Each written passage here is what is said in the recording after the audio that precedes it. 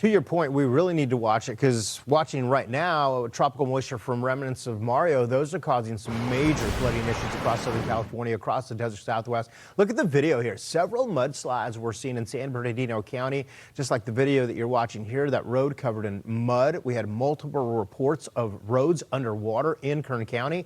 Kern County is right on the other side of the Sierra and into the Central Valley at the very end of the southern side of the Central Valley. More than 400 million people are under flood watches today across Southern California. We have heavy rain that continues to push north. We had a number of reports coming in already, and the moisture continues to surge to the north. Today, the impacts will be felt over portions of the Sierra into Nevada. You'll watch closely here. Look at the reports just from yesterday.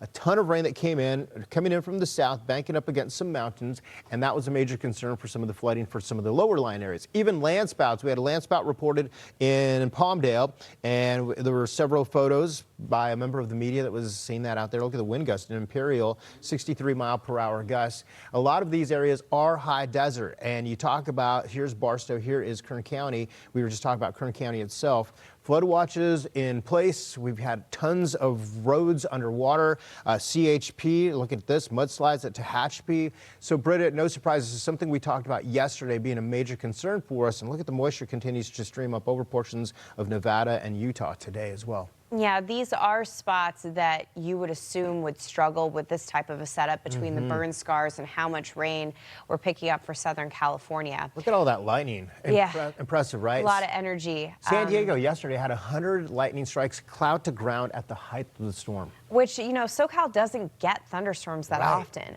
You hear a rumble of thunder, like, wow, what's happening here? Yeah. The flood watch has been, you know, restricted somewhat compared to yesterday, so more of a defined area in the Central Valley, moving up into the foothills that we're concerned about. Still have this funneling effect, and, you know, with that relationship between the high pressure and low pressure, that's why we're seeing the wind gusts. Yeah, for sure. And sometimes you can get these freaky micro wind gusts just because the topography. You have a lot of microclimates in California. It is one of the coolest places to forecast because crazy things happen.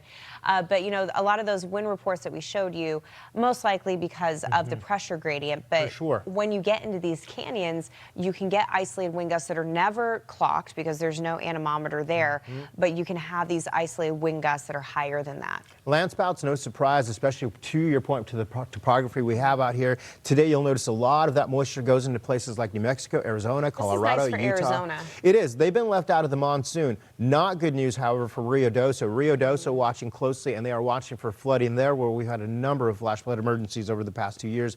Make sure you've got your notifications turned on so you can get your notifications when you got flooding reports coming in.